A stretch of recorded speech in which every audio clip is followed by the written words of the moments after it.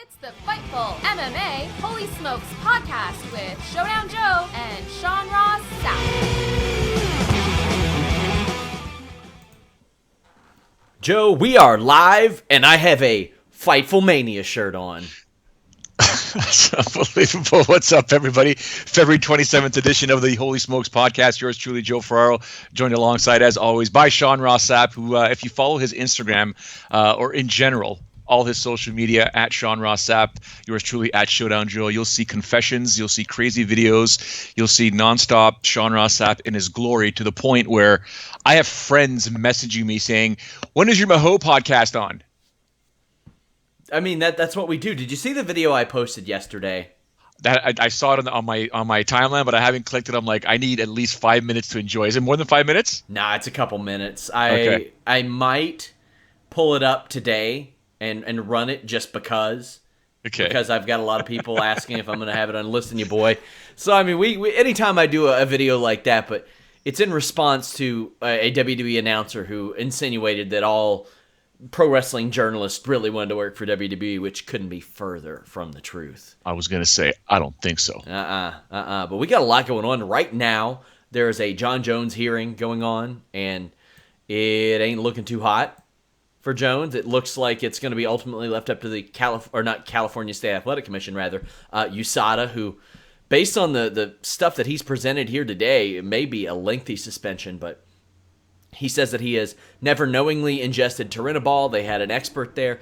He has suggested maybe somebody spiked his drink. He said that he can't promise that it wouldn't happen again because this happened again. He even went as far as to say, listen, guys, I know I'm not the smartest person in the room, but do you all realize how dumb it would be for me to take something like this the week that I fought? And that's where I sympathize with the Jon Jones. And I'm not that learned on the situation, but man, there are a lot of situations where you're like, why would he do that? Because he's been down this road before. Why would he do that? Well, I mean, from day one, I've always wanted to give Jon the benefit of the doubt, right? I always have. But there's always, and in my conversations with a lot of guys that work with power lifters and some Olympic athletes and just athletes in general, if they think they can get away with something, they're going to give it a shot. Because they're told, based on this, and this, you're not going to get caught. Because we did it with this guy, that girl, do it. And some athletes are like, you know what, I'll do it. I'm not saying Jon did that. I'm saying that's the sentiment out there with a lot of different people in sports in general, not just combat sports. I'm talking professional hockey, baseball, football. You just never know. But from day one, I've kind of given Jon the benefit of the doubt because I remember having that conversation with him while we were in Buffalo. He was actually, if everyone recalls, I didn't stay at the UFC hotel when I went down there. I was at a separate hotel. Jimmy and I got a different hotel, and Jon was there with his family and other people. And I had a nice conversation with Jon at the lobby restaurant, just blah, blah, blah. And I can tell that, he was sorry as to what went down. And he wasn't ever going to do it again from before. Yeah. And then, lo and behold, shortly thereafter, I was just like, man, this guy, I'm not saying that he's a great actor and he can lie to someone's face, but it wasn't like we were having a media interview or a conversation. It was just, or something that was going to be on the record. It was just him and I chatting, two dudes. So that's why from day one I felt like, but, then you had guys that came on our podcast previously before we called it the Holy Smokes podcast that were just kind of like, Joe, man, you got to wake up, dude. You got to wake up. And I'm like, all right, well, whatever. It's all good. It's funny because Jon Jones has been accused of playing a character for so long. And I want to tell you a funny story that I didn't believe until years later. I had a friend named Sunil, and he was friends with with a guy who knew Jon Jones in the New York area. And this Sunil guy was an admitted big Pride fan. And he said that Jon Jones was once with that friend and took the phone and said to him, "How does it feel to know I'm going to kick the shit out of all of your heroes?" And this was 2010, 2011-ish, before the Jon Jones issues that we know today. And I was like, really? Because, I never covered events live at that point. And then looking back today, I'm like, man, does that make a lot of sense? Does that, I believe the story now. It's not like I didn't believe the guy. I was like, maybe it's some embellishment, but Jon Jones is now saying that he hasn't done any tutorials for USADA, that his management did it. It's just, it's not looking good. We're going to have a full rundown over at Fightful.com and FightfulMMA.com. But, oh my God, but the fact that he even admitted that he didn't take the mandatory, I think, USADA tutorials, that's bad. Yeah, it's That's very bad. Yeah. And he's getting grilled by the commissioner right now, I hear, just not Pat Lundvall level, like a reasonable level. Although I'm expecting Pat Lundvall's music to hit and her to bust in and crack him over the head with a steel chair at any minute. That train's never late. She's going to make her return, but Jon Jones doesn't want to be labeled a cheater, and I think that's ultimately his goal. And man, on one hand, I feel for him because I can see that he could possibly be a victim of circumstance. But man, when you have all that evidence that mounts up, and you have a storied history of being a piece of shit, then I mean that's going to come against you, right? Like, Yeah. You know, the DUIs and the cocaine and the unknowingly ingesting the dick pills, or he knowingly ingested dick pills, but the substance. He bragged about them. Yes. In fact, I believe you all got a video from Buffalo where he said, "Oh no, I'm not." He goes, "I'm not advising anybody to not take sex pills. They're fucking awesome," is what he said. In essence, he pretty much endorsed it, right? Like he pretty much said, "I was like, all right, dude, like, okay." No. I mean, he will get like a Cialis sponsorship when this is all said and done, I would imagine. And if he doesn't, I don't know what the hell he's doing here. Yeah. Well, I mean, the sport could use Jon Jones, but the sport doesn't need Jon Jones. You know what I'm saying? Like guys like that. I mean, there's some stuff that Colby Covington posted. I don't know if you saw what he posted about Mike Perry and his girlfriend. Yeah. Like that. I mean, and right away, who was it? Julie Kedzie, I think, posted, like retweeted it and was like, "This is not a good look, UFC." Right. And she's bang on. Like, they didn't have this problem to that degree when they didn't host summits. Yeah. Like I mean, you would occasionally have Miguel Torres making like a rape van joke, and I think Forrest Griffin did as well. But it's much more prevalent these days. I'm thinking, like, I mean, it's hard to discuss that sometimes when you think about, you go back and you look at what Chael Sonnen did in his prime with Anderson Silva. I mean, how far at times did he cross the line when he said, you know, "Tell your wife I'm coming over, get that barbecue going, I want a steak and I'm going to slap her in the ass," or something like that, right? Like, yeah, he stole the Rick Rude promo. Yeah. You're going to punch your Doberman in the mouth, slap your wife on the ass, yada, yada. So, yeah. But then Colby Covington coming out and tweeting that, you know, basically that Mike Perry's an inbred and that having your wretched-faced girlfriend in your corner screaming, like, dude. Called her a ratchet horse face. Did you see what she posted on Instagram? No, I didn't. No. A picture of her with a horse that said "just horsing around." Oh, good for her. Good sense of humor. Yeah. Like, you can't be calling someone's girl that. Like, I get it. Sometimes you got to promote things and blah, blah, but there's got to be a line at some point where you as a human being are like, yeah, I think I've gone too far here. Or, you know what? That may not be something good to post, right? Like, love seeing Colby Covington fight. Love the fact that he makes headlines, but sometimes there's a line that just can't be crossed, in my opinion. And going after somebody's girl or a significant other, no matter what persuasion you are from or you practice, it's just, I mean, it's not cool, in my opinion. But who am I, right? Yeah, no, back to the Jones thing. Like, he still has to face USADA, and he just admitted that he didn't take the what I assume are mandatory USADA tutorials. That his management did it for him. That's not a good start. We could see Jon Jones perhaps heading to a different entertainment field, much like we saw Ronda Rousey do this weekend. How was that? So she stumbled a bit on Sunday, and I had people close to her that were kind of upset about the criticism. I don't know if they were upset about the criticism that we gave her, but I thought it all worked out well. She put Triple H through a table, took a big smack from Stephanie, and when Stephanie McMahon slapped Ronda Rousey, they got the best reaction possible. The whole crowd chanted at Stephanie, "You fucked up." And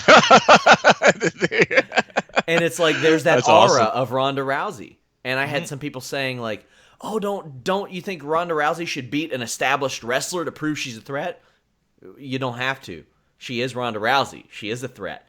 And she showed up last night, did remarkably well on the microphone, better than a lot of longtime WWE wrestlers do. it's like that nervousness got out of her. We'll see how it goes from here on. But Ronda Rousey, I think, has paved the way for a lot of people because, and I think this last several years, Joe, I mean, there was just a couple of years ago, I would talk to people like Liam McGeary, and he would just laugh out loud when I would bring up pro wrestling. There is not a single person that James Lynch asks anymore on his interviews, hey, would you be interested in pro wrestling? Unanimously, they say, yeah, I'd be interested in doing that. Why wouldn't I be interested in doing that? To the point to where Pearl Gonzalez, bless her heart, I don't think she understands the innuendo or connotation, said that her gimmick would be the Clam. So, so Pearl, maybe don't do that. I get it, Pearl Clam, but maybe never do that. But this has opened up a lot of doors. So I got two questions for you. I know it's an MMA podcast, guys and girls, over in the live chat, and everyone tuned in who's not on the live chat. Don't forget, top right of your screen. I don't know why. Who was it? Was it Vinny? 1 second. No, it was Ole Samuele. Wants me to point at my shirt. All right, it's just a Nike golf shirt. I ain't getting paid by Nike. I just like the color. Well, I do get paid by Fightful, and this is the Fightful Mania t-shirt, and this thing is as soft as melted butter. My God. ProWrestlingTees.com/Fightful. For a very limited time through tomorrow, you can get 20% off these shirts by using the code NEWSITE. 20% off. Head over there. We have the classic Fightful tee. We have the Ya Boy shirt. We have the You Have Opinionated Wrongfully, which is going away very soon. So definitely head over there, check it out. Lots of good stuff over there at ProWrestlingTees.com. I, for one, don't own any of the Fightful shirts yet, ladies and gentlemen. We'll so if anybody wants to gift me one, wants to buy it for my birthday, September, we'll have one sent to you. Don't worry about it. No, I'm just saying, just throwing it out there. But so I got two questions for you regarding professional wrestling. The first one is regarding. So obviously Ronda Rousey goes in there. You said the nervousness has gone out. She was great on the mic. That comes with repetition. No matter what you do in life, even you've done voiceover work before. I've done voiceover work before. Your game improves every time you do a voiceover. Yeah. Right, especially if you want to do different character voices, right? I don't do character voices. You do. I just, this is my voice. I can go up or down or get dramatic and whatnot. But with experience, I'm way better than I was 8 years ago when I started over at Sportsnet. Now it's a completely different game. I can do voiceover work, no problem. So leading up to where Ronda Rousey is doing that type of mic work in front of a crowd of that size and that audience, on television, is that something that they would teach up-and-coming wrestlers, whether at NXT or in general, how to do it and practice, and you've got to do it in front of us sort of thing? Yeah, they have promo class there. Actually, Anna Bauer in EPW is helping some of their people with promo classes because it's just, as an actress, that's just something that she is used to. It's something that she does all the time, but it is a major part, too, and it is something that they put a lot of stock into and they work with these people on, and Ronda Rousey, I don't know that she's had that much help in that department. I think most of it's based on her acting skills and things like that, and she's had plenty of acting experience at this point, more than a lot of the people in WWE developmental do. So I thought that the improvement from night 1 to night 2 worked very well, and you can tell that she wants it and that she likes it. And the fact that she was at WWE Raw last night and Brock Lesnar wasn't, even though he was scheduled, kind of takes it to our next point. Now, wait, before we get to that point, yeah, because that's a big point. We're going to get to that, and I've got my opinion on that. So do you. But the second thing I want to follow up with is with what you mentioned with James Lynch asking all these different mixed martial artists, hey, man, would you consider professional wrestling or the WWE as a career? My question to you is, the schedule that they go through is incredible, especially if you're on that tour. The other thing I want to consider is, do you know on average what the average salary is for someone under the WWE roster? 6 figures at the very least, usually about $175 to $225K a year. But Ronda Rousey's making a lot more than that. Oh, for sure. So if that is the average, do you know what potentially the term of a contract would be? Would it be a 1-year deal? Could it be signed for? It's a 2-year deal, so you got 2 years, potentially, $200K, maybe $300K.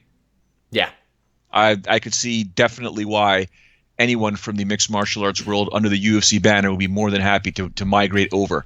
Your schedule's crazy, that's with a full schedule too. So I mean, Rousey's going to make significantly more. She's probably going to make 7 figures easy for a limited schedule. Yeah. So I mean, didn't you call me the Brock Lesnar or Ronda Rousey of Fightful? Because you only work special pay-per-view days and Tuesdays. All right. Brock Lesnar was not at WWE Raw last night. Therefore, this is an MMA show. He is the former UFC heavyweight champion. Where there's smoke, there may be fire. Yeah, so WWE Elimination Chamber was in Las Vegas on Sunday. Brock Lesnar was in Las Vegas on Sunday and took a picture with Dana White. Now, Dana White is more than happy to help them work, as they say, work an angle.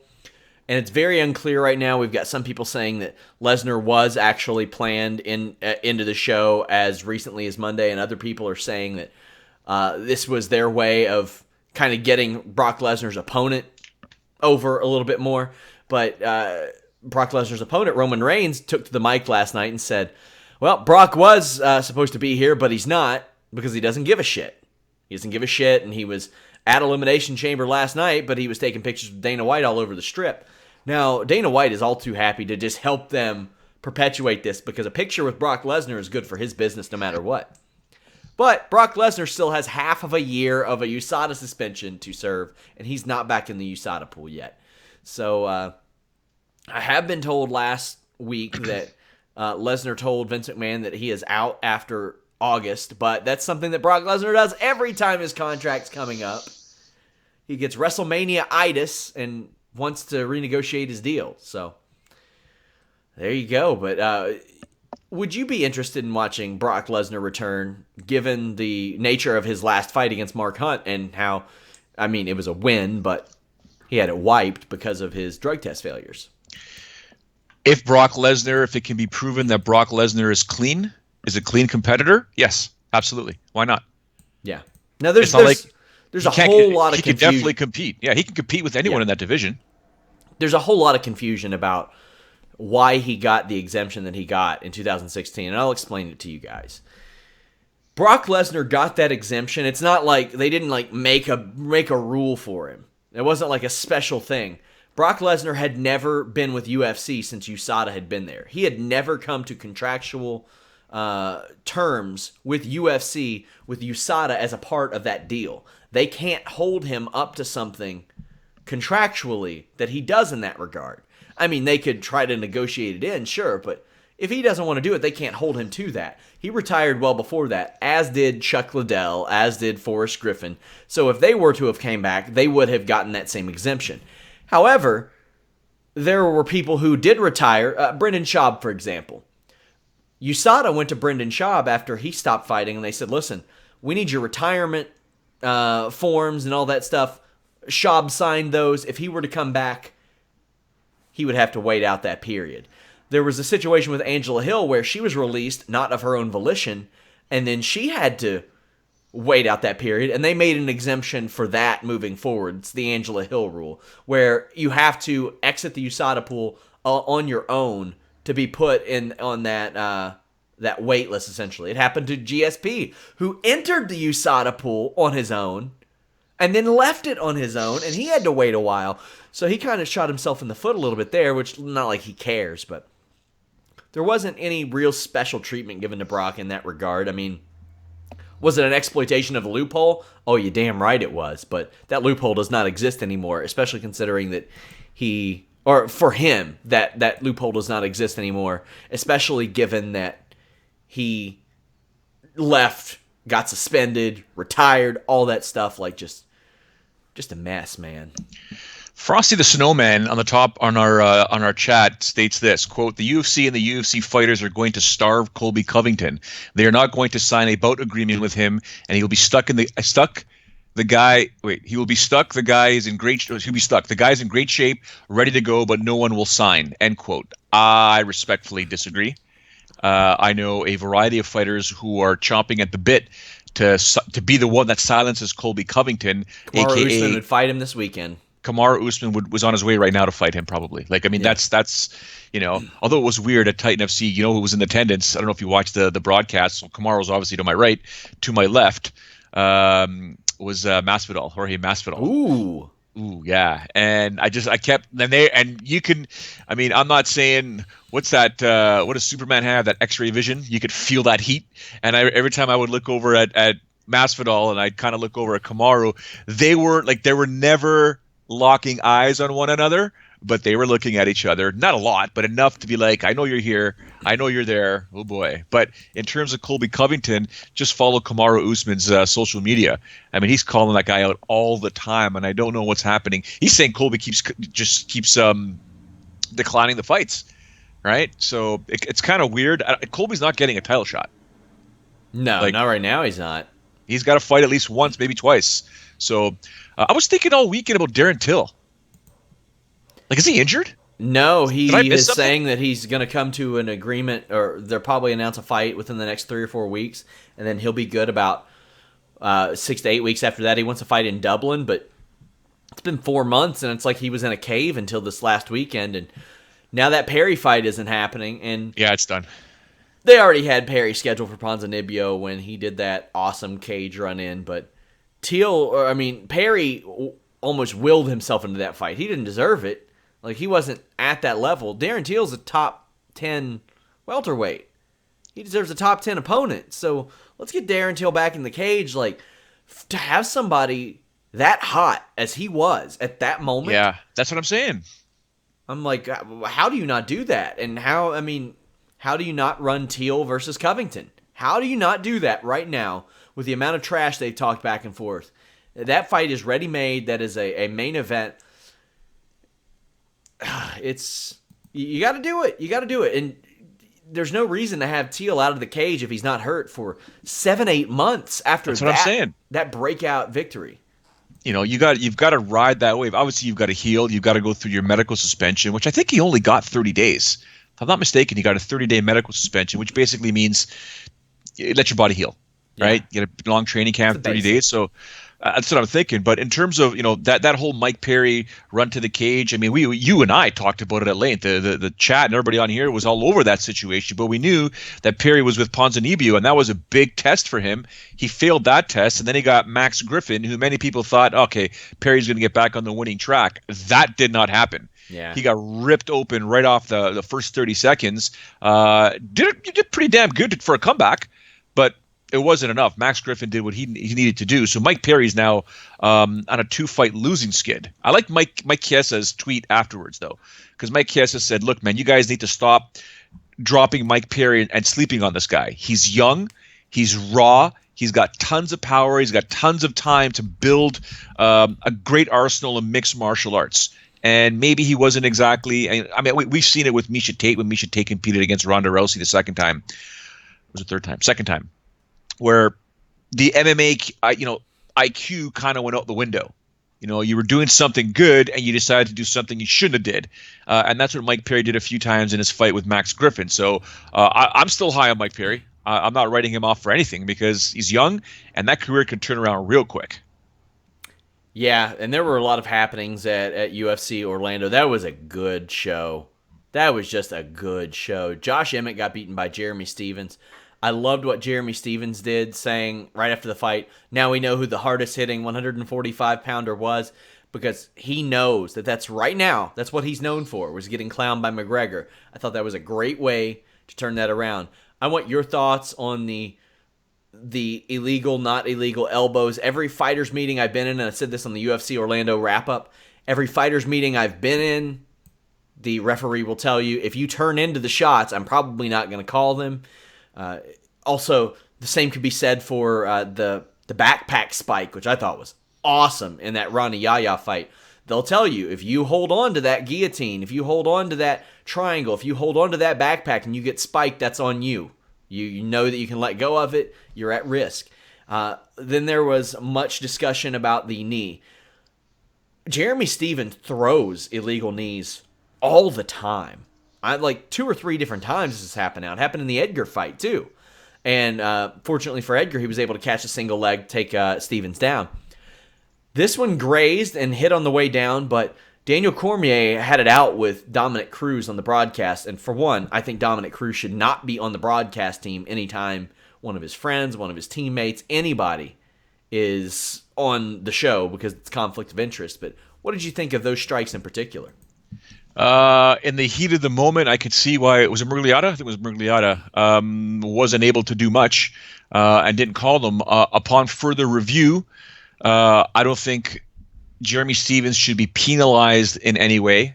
I think he did do what he had to do to emerge victorious. Josh did turn into some of those elbows, and at the same time, the knee didn't hit, but the knee was thrown to a downed opponent. So in my opinion, if Josh Emmett, and he has filed for an appeal, I think that bout should be turned over into no contest, because the reason, technically, you could make the argument that he lost that fight, or the reason why he got KO'd or TKO was because of illegal blows, whether intentional or not.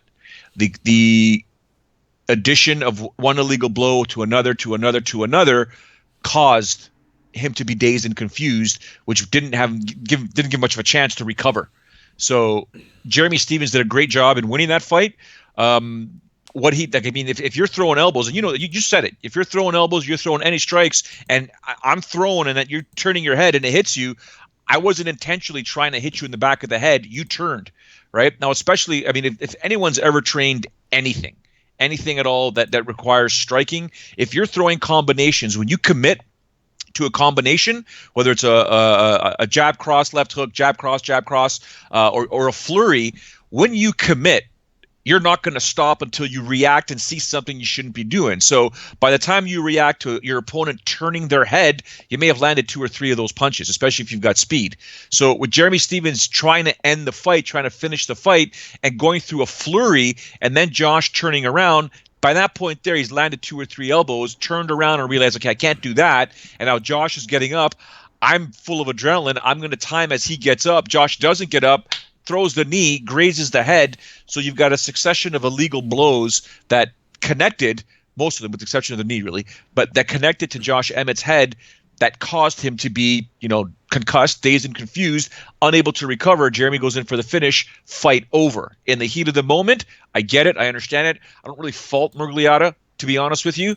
But upon further review, with replay, with commissions being able to look at it, I think Josh Emmett has a great case for himself to have that fight turned into a no contest. That was a main event that capped off just an awesome show. Andrade versus Torres. What a fight that was. You saw a lot of good out of Torres in that first round, but Andrade just overwhelmed Torres and had some violent, high-velocity takedowns.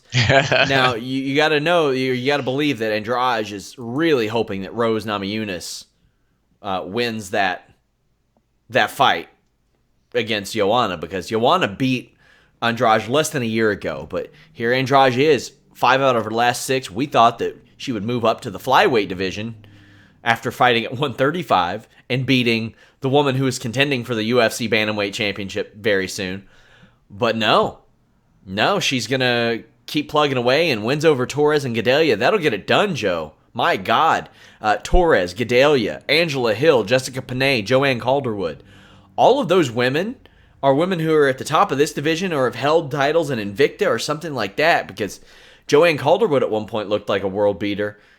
But Andrade has had some kind of run at strawweight. Yeah, and it doesn't matter who wins the title or who wins the title fight. She should get next in line. Or, are you and I going to sit here with everyone paying attention? Are we going to have the argument that if Johanna wins the belt back, does Rose get a rematch? Yeah, I think that's the way they would go. I think they would do the trilogy while they could, because I don't think it's a surprise. I don't think it'd be a surprise if Joanna just moved up to 125 of her own volition, because I just would imagine she'd be a happier, better person there, as most people who are fighting at 115 and would prefer to be at 125. But now with all the people moving to 125, there might be some people that are like, you know what, I'll stick at 135 or 125. I see more opportunity here. James Options. James Lynch talked to Ashley Evans Smith this week, and she straight up said, I saw more opportunities at 125, and so will a lot of girls, but eventually that'll go away.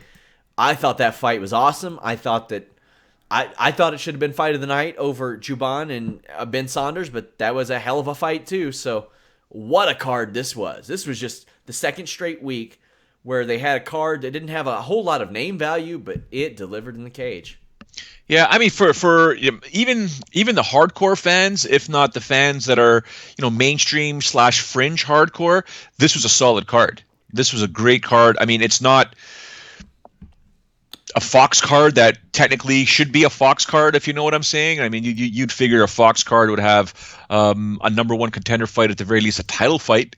It's different than what we're used to, or what the original concept and idea was for a Fox show. But yeah, I mean, I liked it. I enjoyed it. I thought it was fantastic. I mean, Elo Latifi doing what he did to OSP was ridiculous. Ridiculous. I mean, OSP is just, and we talk about it all the time. We don't know which one's going to show up.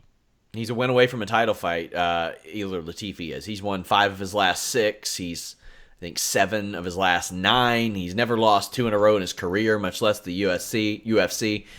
Just since that Musashi fight that he took on really short notice, he is, I think, 7-2 in the UFC, beating OSP, Tyson Pedro, Jean Vellante, some people who have hung around that top 15. I would say give him a top 10 fight. This was a top 10 fight in that division, but you got some guys, they're not big names, but you got a Shogun, you have an Elo Latifi, you have a couple people who can maybe get something done in the time that Daniel Cormier is gone. I think that Gustafson's won 2 in a row, so if he wins again, you've got that option. You're slowly starting to get the options there. I mean, Elo Latifi is far from a sexy option from a pay-per-view standpoint, but that was a very sexy performance, you could say. Also, on this show, Marion Renault made her case. She defeated Sarah McMahon. She took took that fight from Sarah McMahon. I've said this before. I used to see Sarah McMahon's boyfriend trashing catch wrestling in a bunch of Facebook groups back in the day. And I'm thinking, how were her last 3 losses? By submission? You should maybe get on that. Maybe work on that, because she fades, and that is very exemplary of her UFC career. And Marion Renault took it. And not just that, when you become a contender at 135, Joe, you become a contender at 145 too. So she's got options right now. At 40 years old, she has options. I mean, what a fight that was. I mean, are you surprised, though? Because you're probably not. You're probably not. I mean, I'll throw it out there, though. But to see Sarah McMahon submit to that triangle choke, especially when it was first locked on with her hand inside. She had her, obviously the triangle was in there, but she had her, I think it was her left hand inside to protect her carotid artery. Yeah. She removed it. I mean, that's not what you're supposed to do. You're supposed to do whatever you can to drive your hand until it gets to your wrist. Your wrist becomes your forearm, and then you can start using leverage as it gets to your elbow to free your neck. You're in a fight. You're going to have to fight your way out of that submission. And to go down like that, I mean, Sarah McMahon, to me, is an elite mixed martial artist. Does she have division? Sure. Yeah, but to me, it's like, that's not something you should have submitted to. I know Renault's a black belt. Don't get me wrong. That squeeze must be intense, must be crazy. But I mean, it just didn't make any sense to me. I was watching it and I was in awe. I was shocked. Even my 7-year-old was sitting there going, "What just happened there, Daddy?" I'm like, it's a triangle choke. It's what I've been teaching you for a while. You'll figure it out one day. But what a great story Marion Renault is. She has to go back to teach. Can you imagine being one of her students? How cool is that? Right? Like, I know. Don't mess with her. Had an interview with her on Fightful.com last week too. Also, Alan Juban, who he won as well. Sam Alvey, we've interviewed him in the past. He won with a big KO punch in the light heavyweight division. Joked that Daniel Cormier was ducking him, which I thought was funny. It's amazing. Ronnie Yaya, that performance was so dominant. Like, he is a guy that people have to watch out for. He was a guy. It's funny. I told you I used that simulator to help scout guys, and he was a guy who always on that simulator, when I would put him through there, he would win, and that has summed up his last 4 years, essentially. He has 1 loss in his last 8 fights, I think, and it is time after that, after especially winning 6 of 7, it's time to give him a big fight. Like Russell Doan, all due respect to him, he's probably done in the UFC after this. So I don't think, and you could say, well, they kind of gave him one against a former title challenger in Joe Soto. Not really. Give him a good fight, and give him a good fight in Brazil at that, because he looked overwhelming. I don't ever want to be on the ground with that guy. No, he's sick. He's ridiculous. I mean, remember that Josh Grisby fight? That was a ridiculous. That was a north-south choke. That was amazing. I'm trying to think of the fight that he had with, with Mark Hominick. When he put Mark in the rear naked choke, I thought he's going to be fine. Mark will get out of this, and I'm like, oh, that was a minute and 19 seconds. What just happened there? And I remember Mark telling me that was one tight squeeze. So when you have that ability, I know Eddie Bravo used to talk about it all the time. If you ever watched any of Eddie Bravo's stuff, he has self drills that you can do while you're watching television. Bringing your knee to your chest and just cupping it into rear naked and squeeze. I mean, I used to do a lot of the medicine ball stuff. The one thing I really liked about, Marion Renault's post-fight interview is she said, I can hold that triangle choke for 7 minutes. She knows, yeah. So if you know you can hold something for 7 minutes, it clearly means she trains that in her quote-unquote spare time to hold that lock down for 7 minutes, because should she get that choke on and have to squeeze someone of Sarah McMahon's caliber, she can continue to squeeze, whether it's at 75% to 100%, and just alternate between that strength variance there, because 75% squeeze from a black belt is 100% squeeze from a white belt or a blue belt. I'll tell you that right now. So, and it's funny, when I had a problem keeping my hands up, I remember hearing Boss Rutan saying, I stood in front of a mirror for like an hour with my hands up and just looked at myself for that. And I did that, and I didn't have a problem keeping my hands up until I got shoulder injuries after that. You work on it, you do the muscle memory, and that's it. Shoulder injuries, shoulder damage, shoulder fatigue is the number one reason why the arms will drop. Right? Or a body kick to the liver, whatever. I'll tell you something that confused me was both Josh Emmett and the commentary team suggesting that Josh Emmett would be in line, like be ready for a title shot after this. I'm like, no, there's a co-main event on this pay-per-view coming up between Brian Ortega and Frankie Edgar. That's it. So sure, whatever. Also, we interviewed Stevens and Emmett for Fightful.com last week. Very glad that Morena Morose was not rewarded for swatting at air for 15 minutes, and I don't know why the commentary team made such a big deal out of her volume. Joe, what good is the volume if you don't have any intent to land? It was feints the whole time. Yeah. That's not what you do, right? You're supposed to, feints is one thing to set up your second or third punch. Feints are there to determine what your opponent's reaction is.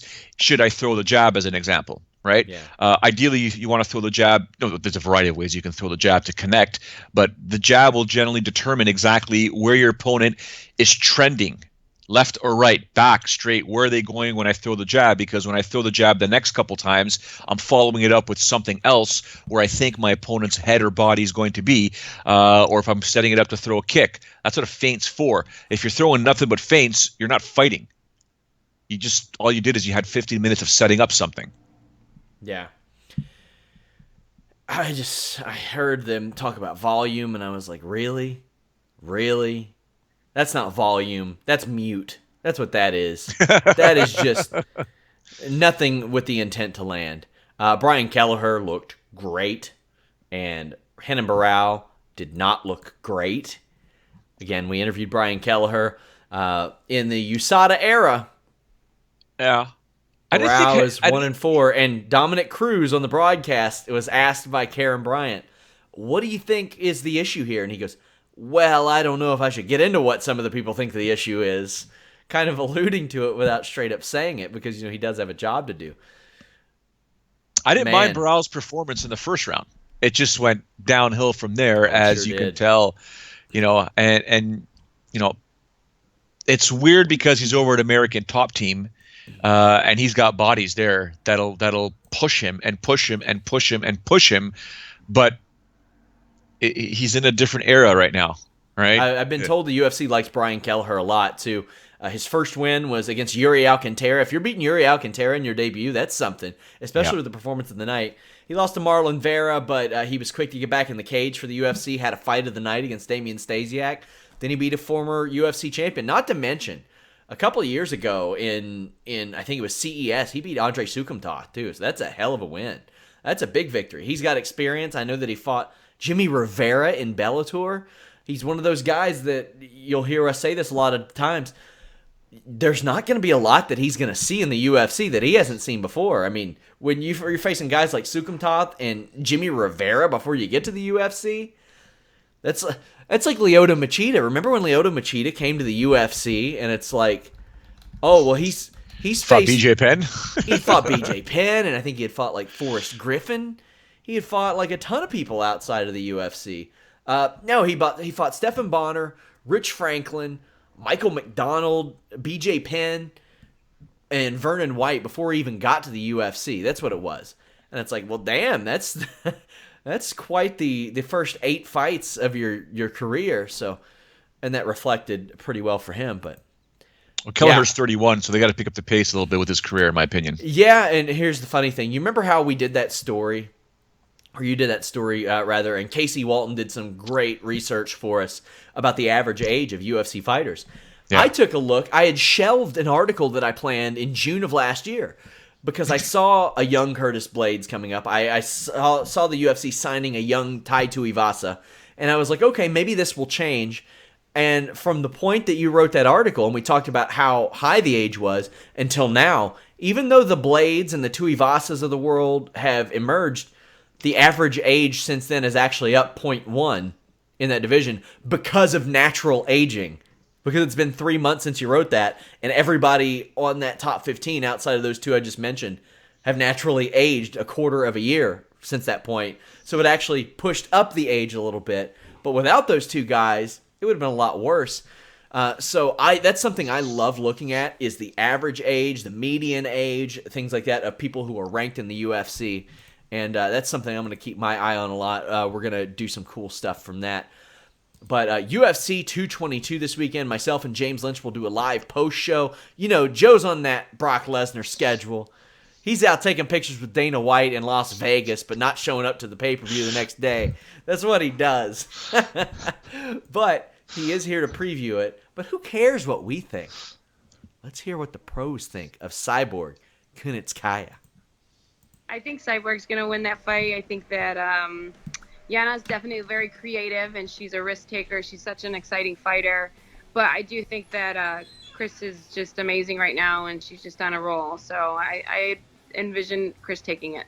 Yeah, I mean, she was the former Invicta champion. She's not beating Cyborg. It's not going to happen. I think Cyborg wins that fight easily. And smart move by Cyborg, by the way, taking that fight on short notice, because she can actually make 45 on short notice. She just can't make and she's going to get a good payday for, to me, in my opinion, no offense, but an easy win. So great move on her career to not have to beat herself up for a whole training camp, because it's short notice for both of them.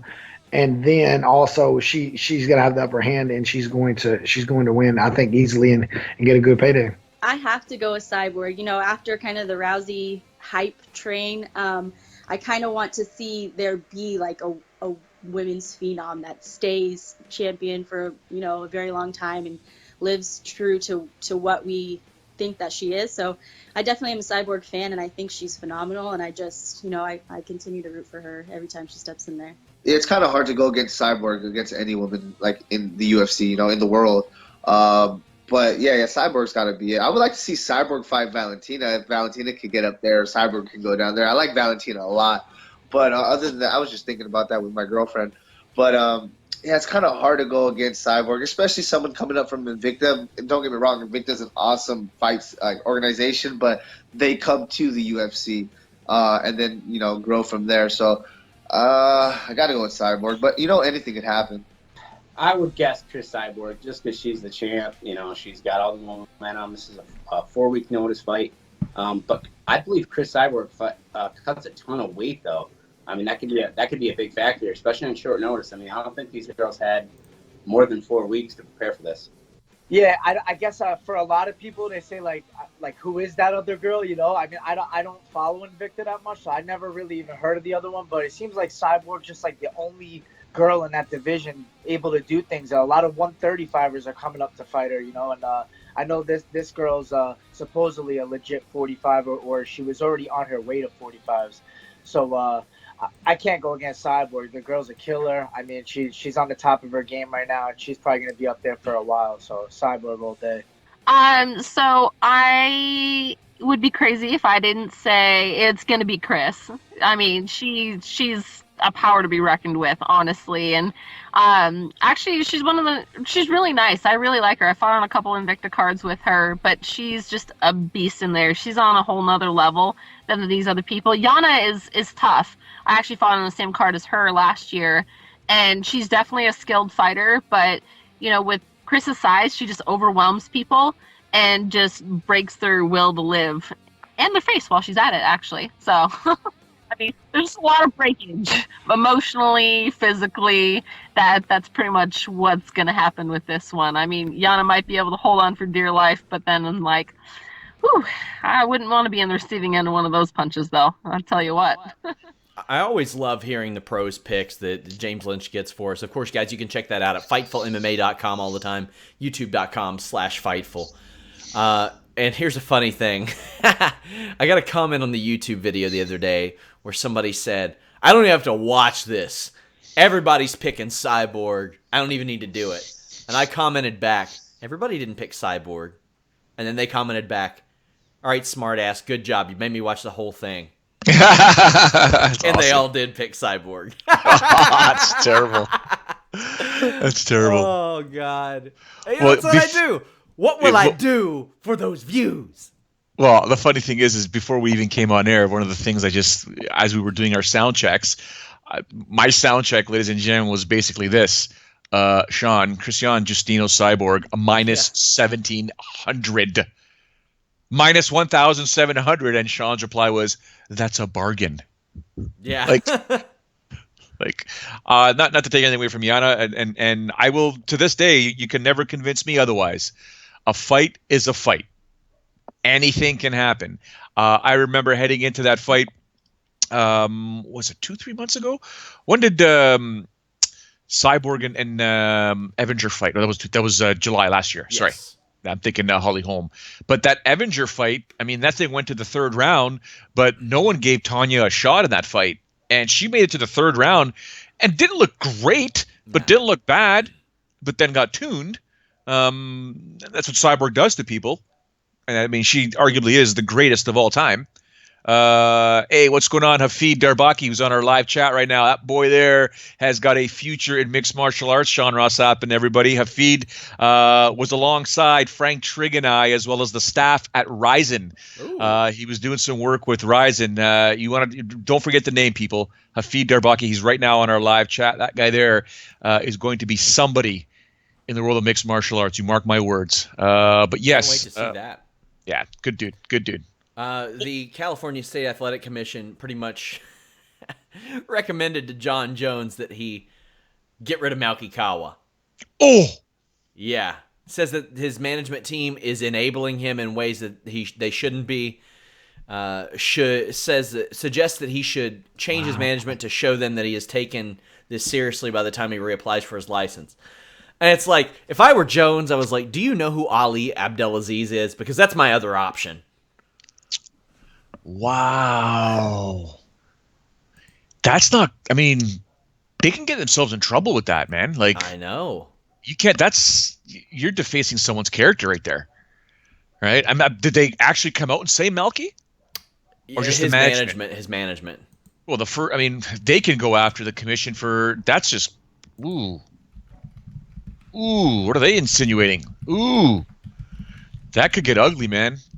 Be interesting to see. I wish it would have happened a while ago because Melky's a funny guy. I conversed with Melky all of 0.7 seconds as he came by the broadcast booth with Camaro and I, and to say hello, and he just kind of reached over as I'm calling a fight, and I kind of looked over and I did one of these things and kept calling the fight, and then he was gone. I mean, no one sticks around after the show. But when I was closing off the broadcast, I did want to talk to him, shoot the breeze with him. Gone. First round management, everybody gone. Just all that was left was the Titan staff, a couple of the fighters that got to stay because they got to get paid. They get paid after the show. So, but that's Melky. I don't know, man. Weird. The California ruling is handed down. He has his license revoked by the CSAC in a doping case, essentially for a year. Fined $205,000. He still has to face USADA, so we will see. If he shows up with that type of defense against them, it's going to be bad. Okay, back to Cyborg Kunitskaya. You know, I want to give her some leeway because this was to quote unquote save a card. But wasn't it just weeks ago when she and her, especially her management, were saying, we don't want to fight 135ers like Amanda Nunes. Forget the fact that she won a bunch of fights at 145.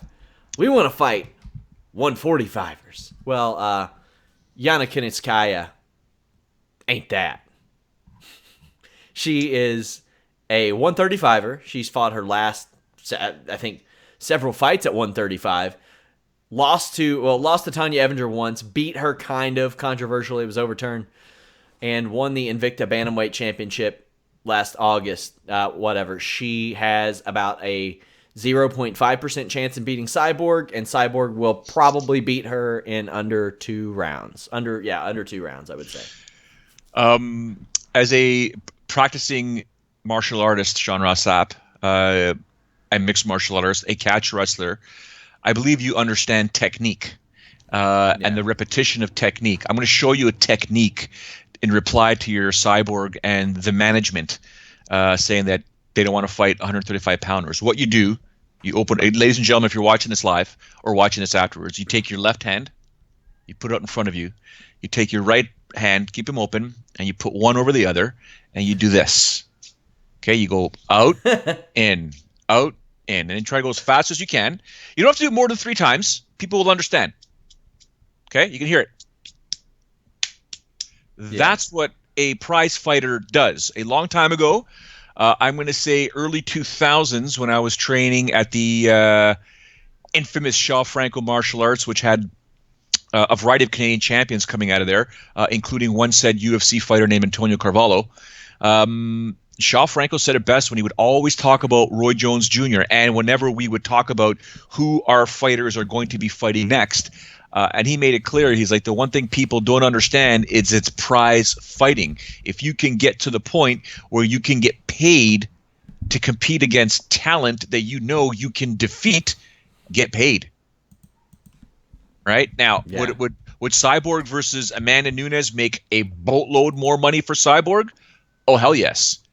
But is Cyborg getting paid whatever is on her contract, plus a couple of pay-per-view points, which you may not get too much of against Yana? Yeah.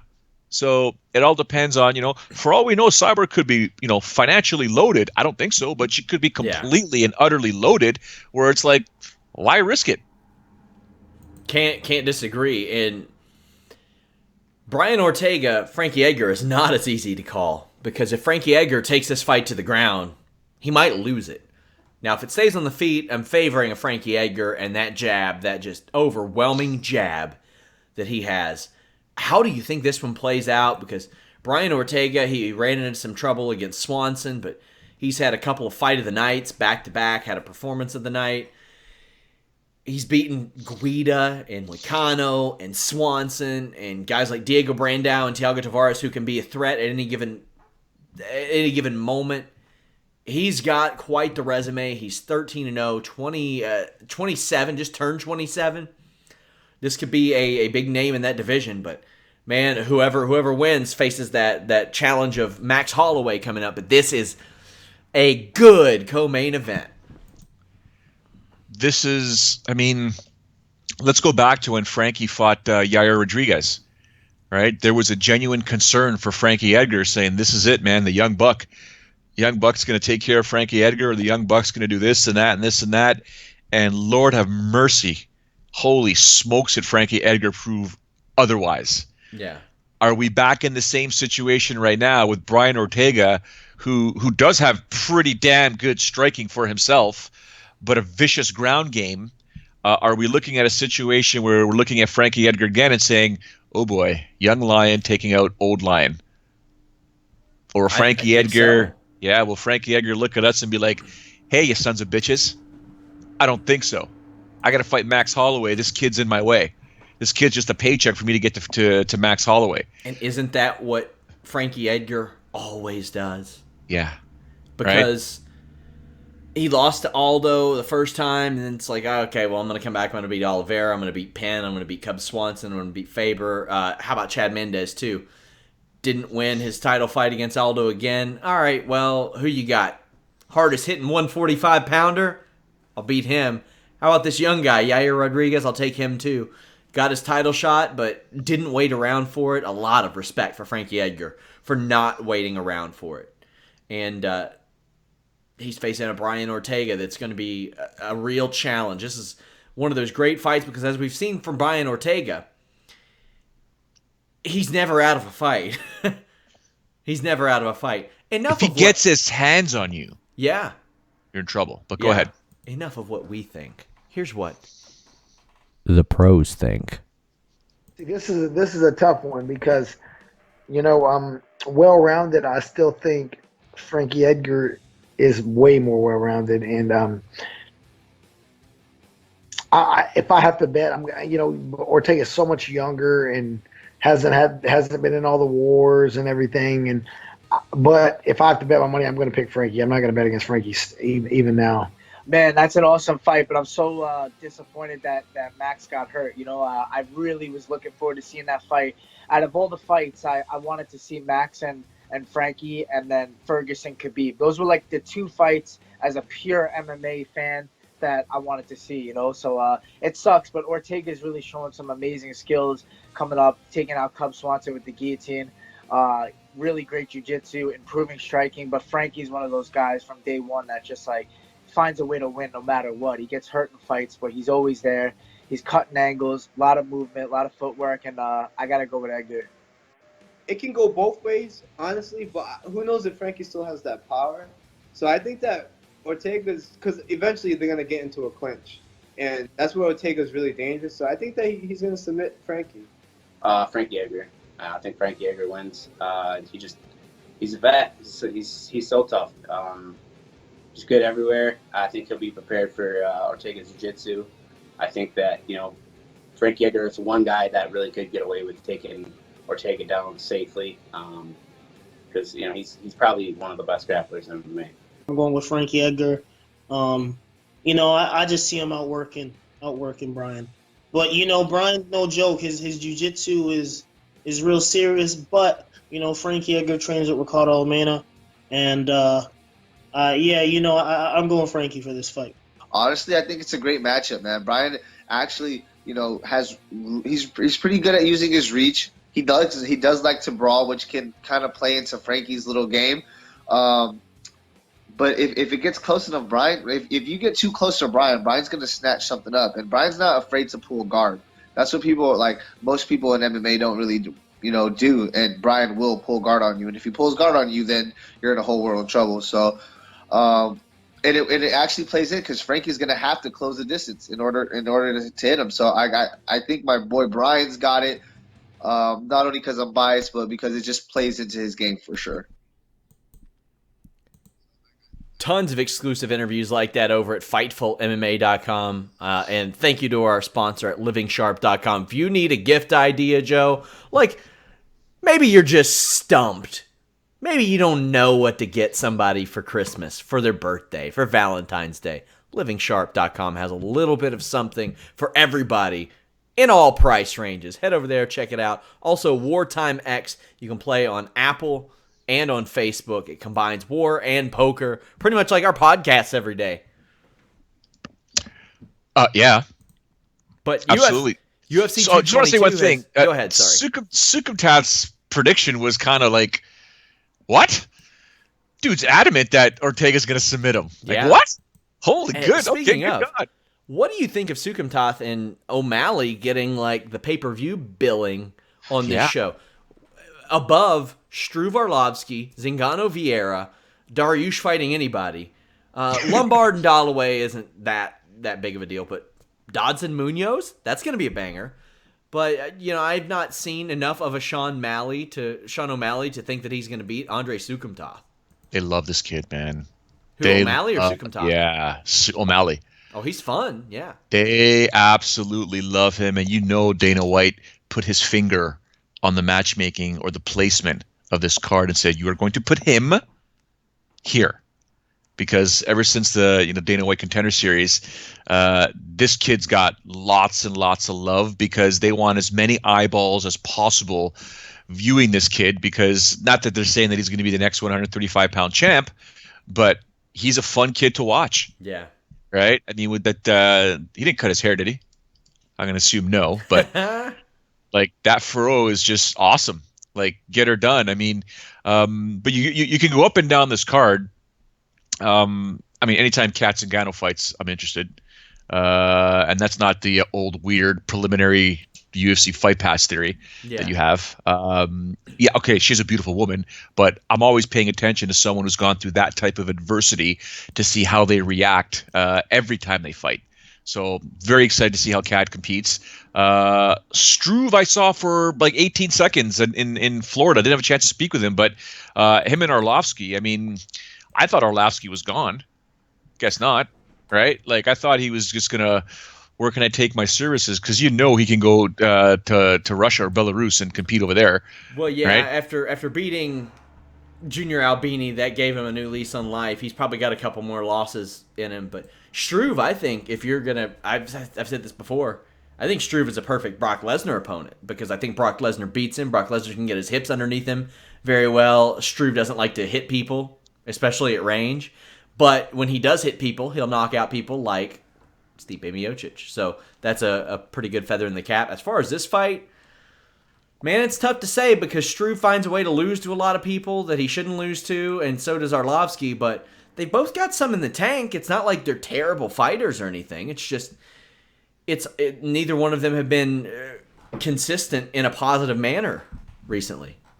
Yeah, but it's also, I mean, I know Struve's younger.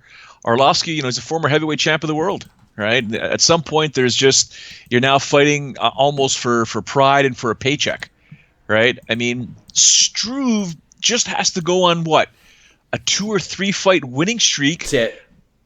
And he gets his rematch with Miocic. That's it. Just a couple. Right? Just a couple. Enough to get it done. 2 fights, I think, does it because he's won 2 of his last 3. He lost to Volkov, who's very good fighter, but I think that would get it done. I'm actually very excited for that fight. Also, Zingano Vieira. The Zingano thing, it would piss me off when people said, "Oh, have Zingano fight Cyborg," and I'm thinking, what? What are you talking about? And even people are saying, "Oh, maybe Zingano for Nunes," and I'm like, no, I'd like for her to have won sometime in the last 3.5 years. She's not won since before her Ronda Rousey fight. Now she beats Caitlin Vieira. Sure, give her Cyborg. Don't give her Nunes. Not yet. Not after 1 win in the last 3 years, no. But if Caitlin Vieira wins, Caitlin Vieira could be in that spot. Caitlin's doing very good, and she's a big 135er. So after 4 straight wins, and those wins being Sarah McMahon and Kat Zingano, I could see Vieira getting a bantamweight title shot or a featherweight title shot. And I think that Vieira's going to get it done, and I think she's going to win this fight. Well, she's the favorite. Sorry, you think Vieira's going to win this fight? Yeah. Yeah, minus 150 favorite. So are you thinking that should be more? Like minus 200, 250? It's tough to say because I don't know what a Kat Zingano can bring. She hasn't fought in a year and a half. Yeah, and that's extremely dangerous in general when you haven't competed for that long because technically speaking, you want to be able, in a perfect world, ask Dominic Cruz, in a perfect world, you compete, you take 30 days off, you start camp slowly, and you're back competing within 8 weeks. Okay, so you want to be able to ideally compete every 3 to 4 months just to keep your body in shape and ensure that during your time off you are recuperating, you are recovering, you get your week or 2 weeks down in the Caribbean or somewhere hot and don't do anything. I mean, Jay-Z Cavalcante is the king of this. Yeah. He's got active rest, fantastic active rest, whether it includes paddleboarding or surfing or whatever, but not trauma to the body. When you're taking that much time off, it doesn't matter. I know we've had the argument before, not you and I argument, but just fighters have said it in general. There's no real such thing as ring rust. Damn well there's ring rust, man. In every professional sport, you cannot train mixed martial arts or combat sports like you do in the real environment because you get your ass knocked out. And I'm not saying anything about, for example, Rich Franklin and Kung Lee, but Franklin's lights were shut out real quick in that fight, which led me to believe this guy probably got knocked out a few times in training, right? So I see where you're saying that Caitlin Vieira is going to she'll win this fight, and Kat Zingano has been gone for a while. I can see that. My heart's always with Kat Zingano, though. I mean, I don't make predictions with my heart. My heart's always with her, though. Ashley Yoder, Mackenzie Dern, Benil Dariush, Alex Hernandez, who stepped up on short notice, CB Dalloway, Hector Lombard, Mike Pyle, Zach Attow, Brian Caraway, Cody Stamen, all interesting for different reasons. Brian Caraway no longer has the heat of being Misha Tate's guy. He has no heat. So he's like, you know what? I guess I got to fight again. I guess I got to do that. And finally, he's fighting. He's fighting a Cody Stamen who's probably going to bring it to him. Caraway's first fight since May of 2016. Before that, he hadn't fought since July of 2015. Before that, October 2014. So the guy does not fight very often, and if he loses here, man, is he going to lose so much steam. On the Fight Pass prelims, Mike Pyle is the one I really want to talk about out of these. We know Mackenzie Dern, this is going to be a big test for her, and she's 5-0, a person the UFC has had their eye on, 24, about to be 25 years old. But Mike Pyle is the one I want to talk about because he has announced that he will retire after this fight. He's 42 years old. He is up there with C-Level Kane, with Kimbo 6 months of sprawl training, as the legends, essentially. Jim Mike Pyle is like one of those legends you always hear of, but he's lost 4 or 5.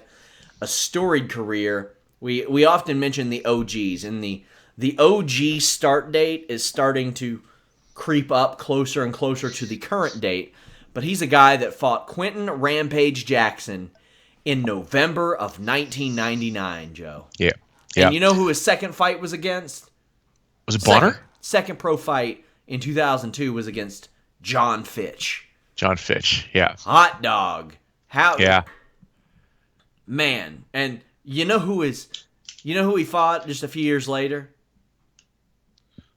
Andrei Semenov. Oh my! And it's like, all right, man, okay. And despite that stretch, he stuck with it. He went on a hot streak. He had runs in WEC, IFL, Elite XC, Strikeforce. He was in Affliction, and for the past 9 years, he's been in the UFC, and he's been a guy that will hang around. He'll fight anybody, and sad to see him go. Sad to see the guy go. It's. I mean, I was blessed to be around that best gym fighter era, especially when he was over at Extreme Couture, because we'd be in Vegas 6 times a year, 5-6 times a year, covering the UFC pay-per-views with Sportsnet. So I got to see Mike a whole lot, especially with Frank Trigg being out of the gym. At any one point in time, if I needed an interview with anybody, I could contact, Mike or Frank. Hey, who's there? Can I come by? Can you, would you mind speaking to them? Is it okay we come by with the camera crew? So I got to see a whole lot of Mike Pyle and that lovely hairdo all the time. And he's worth $1 million. He's worth $1 million. Yeah. He was one of the originators, along with Junior Dos Santos, in calling me Pitbull. So he was the guy that first started off, and that's how you want to get OG. That's how far back that Pitbull reference goes. So yeah, I've always got time for Mike Pyle. Only problem is has Father Time caught up to him, right? I think so. His body cannot take those punches anymore, or his chin can't take him anymore, in my opinion. But you just never know. You just never know. He's got that skill set where he can, wily veteran, you just never know what these guys have up their sleeve. Although Zakatow, I think, is going to bring it to him. He's a -280 favorite, so we'll see what happens. But I'll always have time for Mike Pyle. Yeah, I do think he'll stay retired, unlike many people in this Bellator era where they'll sign up anybody. I think he's done. Now, one of the most intriguing fights on the show to me is John Dodson, Pedro Munoz, if it happens. But Munoz had the trouble. But man, what a fight this is, Joe! Yeah. I love it. It is a high-level bantamweight fight that I'm just pumped for. Yeah. Dodson's a -175 favorite. It's going down. But Jose Shorty Torres talked at length with me about Pedro Munoz, and was just, I wouldn't say his eyes lit up when he spoke about him, but he's like, man, that guy's good. That guy's good. And it's funny because Shorty Torres also trained with John Dodson. So, I know my interview with him afterwards at the post-fight at Titan FC didn't reflect the fact that, I could have got some information from him. We're just in a quick rush, but that would have been a good conversation with Torres regarding Dodson and Munoz, seeing as he's trained with both of them. But I know his eyes lit up when he talked about Munoz big time. And he specifically mentioned it to me during the pre-fight interview leading up to the show of the guys that he's trained with over at American Top Team. So, yeah, this is going to be a ridiculous fight. It's going to say a lot about Jon Dodson, too. Right. I mean, Yeah. Jon Dodson, when we take a look at some of the stuff that he's done in the past, and, the one thing that I've mentioned along the way with Jon Dodson, you take a look at his fight with John Lineker, with Marlon Moraes, and with Eddie Wineland, he was fine. But in general, it's like Jon has always been like, dude, you got to pull that trigger, man. You got to pull that trigger. You're not getting any younger. Right. Like it's at a point now. You're 33 years old, son. Got to get going here. Got to get going, especially in this division. You got to get going. Obviously, you can't do much at 125. That's why you went to 135. So you got to start putting together a string of fights here where you get finishes. And easy for me to say, I'm not putting my health at risk, but that's what's required, man. Now, before we go, I want to talk about the Bellator 200 announcements. There were a couple of fights announced for that. Phil Davis, Linton Vassell. I think that is a good light heavyweight fight. But you have Michael Venom Page really getting the biggest fight of his career against David Rickles. That is one hell of a test for MVP. Yeah. I mean, it's not the fight that we've all wanted to see, but it's a damn good fight. Yeah, well, he and Paul Daly aren't making that fight possible. That's just it.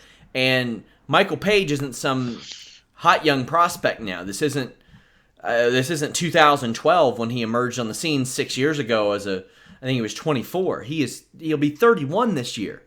Yeah. It's time to give him guys that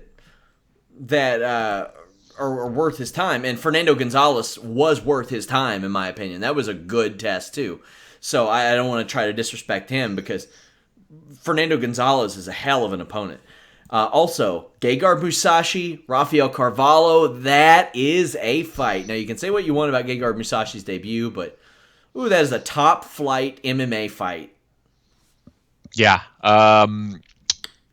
It's going to be interesting to see because if Carvalho can pull this off, that curse of Bellator fighters taking out UFC fighters, I know Roy McDonald's a champ right now, and Roy McDonald did what he did at 170, although I'm still kind of bitter because I don't think he won that fight. Carvalho taking out Mousasi would be absolutely fantastic, not just for him, but for the Bellator brand. But it'd also be great for Mousasi to put a belt around his waist. Right? Oh, hell yeah. But what's he going to do? Who's he going to call out? Right? Can't be calling out the guys in the UFC. Hey, Chris Weidman, get over here. Can't call out Ryan Bader. Right? Ryan Bader's fighting for the heavyweight title. You know what he could say? Hey, throw me in as an alternate, and I'll wreck all these guys like I did in the Super Hulk. Right? Back in the day. In the day, yeah. How about that? That? I thought that Bellator's bookings were very good. We also have Gastelum, Jacare on the docket. I was partial, not for Bellator, obviously, but I was partial to maybe a Weidman Gastelum and then a Romero Jacare to see who looked more impressive. But, I'm not mad at this fight. Jimmy Rivera versus Marlon Moraes, finally. That is a main event. A good one. And what that tells me, more importantly, Joe, is that this is me speculating, but Dillashaw, Mighty Mouse is happening if both of those guys are tied up in a fight. We move the pieces around, ladies and gentlemen. Oh, yeah. Right? Oh, yeah. So, what else you got, Joe? Other than the one piece of the blinds or the little space between the blinds, that sun hit me right in my eye here.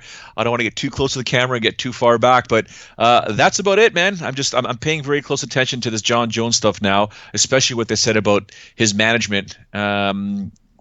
Sniffing around with this Brock Lesnar situation. What is the real deal with that? May have to tune into some WWE wrestling to see what's going on with Ronda Rousey. But yeah, looking forward to Saturday's event. Other than that, I have stuff to do. Lots and lots and lots of stuff to do, but paying close attention to everything. And every time I come on the site, FightfulMMA.com is what I visit, I seem to get distracted after reading all the MMA stuff and kind of making my way over to some of the boxing and wrestling stuff. So it just never, ever gets, man. Never gets. Carlos into some betting guides. He does that Fightful boxing newsletter. I'd love for James to put one together, but man, that guy's schedule is so tight. But I would love for him to Because I know that a lot of people don't have time to watch all of his interviews. He does so many. But he does a great mix of fighting up-and-comers, established guys, things like that. I know we got Chiesa this week, so he'll be on a future episode of Holy Smokes. But lots of good stuff over at FightfulMMA.com. Head over there, guys. We have live coverage. Swing by on Saturday. Even if you're not around for the fights, just drop in, say, hey, here are my picks. Whatever. All that stuff. I'm doing a live post show with James Lynch after that. But I'll ask you, Joe, do you have the show up on another window? Oh, right now? Yeah. Yeah, of course I do. Okay. You're going to see the video that I posted in response to Corey Graves insinuating that all journalists, or people that think that they're journalists, want to work for the WWE. Take a look, guys. I know that I said I didn't want to work for WWE when Corey Graves posted that tweet and kind of indicated that anybody who fancies themselves as a wrestling journalist wanted to work for WWE, but the truth is I do. I really do. But it's not as a writer.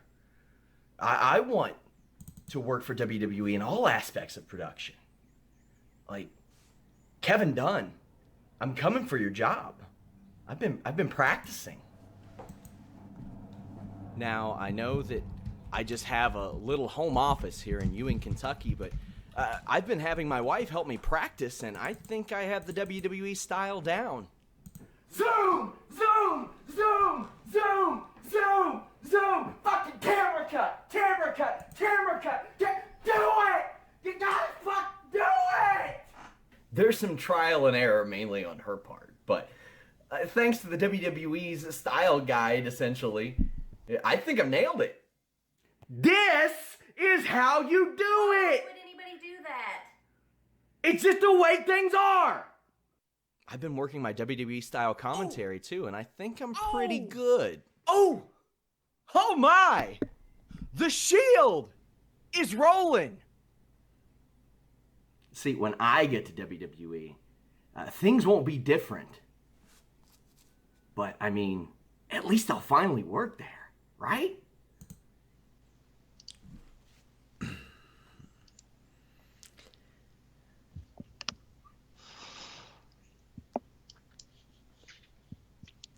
I'm far too proud of myself. Far too proud of myself, Joe. I'm not gonna lie to you. That was awesome. That was awesome. I did that in about 10 minutes, and people were like, how'd you get your wife to do that? And I'm like, oh, well, you know, anything to get us to move to Connecticut, right? Like, she was just...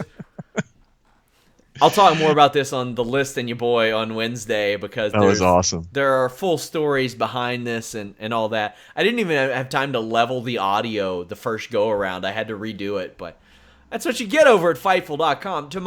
To me, like, there are enough completely straight people playing the straight dude, not sexually, in media. You got to be able to add some comedy in there. You got to be able to add some flavor. But that's what we got. Follow Joe at Showdown Joe. Follow me at Sean Ross Sapp. Follow us at Fightful Online. Guys, until next time, we are out.